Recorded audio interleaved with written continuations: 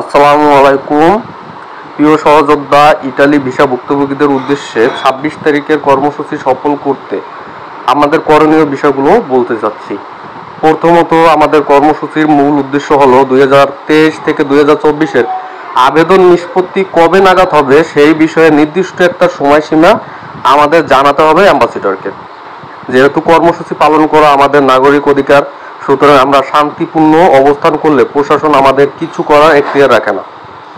সুতরাং আমাদের শান্তি শৃঙ্খলা বজায় রাখতে হবে। আপনারা একটা বিষয় মনে রাখবেন, বিশৃঙ্খলা করে কোনো কিছু হাসিল করা যায় না, বরং অনেক কিছু নষ্ট হয়। প্রশাসনের সাথে অবশ্যই অভিজ্ঞতা সম্পন্ন লোকের কথা বলা উচিত হবে। আমাদের ভিতর অনেক ভাইয়েরাই আছে যারা প্রশাসনের কাছে যৌক্তিক কথা তুলে ধরে তাদের বোঝাতে সক্ষম হবে। তাদের ভিতর অন্যতম অভিজ্ঞতা সম্পন্ন লোক লোটাস পারভেজ, রিয়াদ সহ আরও কয়েকজন। উক্ত সময় যদি সকলে মিলে কথা বলতে চান বা স্লোগান দেন, তাহলে ওই ভাইদের কথা বলায় বিঘ্ন ঘটবে, যাতে করে ক্ষতিগ্রস্ত হব আমরা সবাই। সুতরাং আমরা আমাদের সকল ভালোর দিক বিবেচনা করে শান্তি শৃঙ্খলা বজায় রাখব, তাতে আমাদের সকলের মঙ্গল।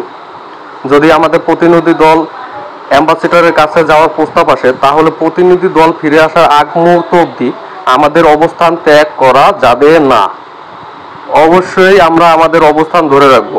আমরা কোনোভাবেই কারো জানমালের উপর আক্রমণ করব না, তাহলে আমাদের কর্মসূচি পুরোপুরিভাবে নষ্ট হবে। সুতরাং সবাই এই কথাগুলো মেনে কর্মসূচিতে যোগদান করে কর্মসূচি সফল করবেন। ধন্যবাদ সবাইকে।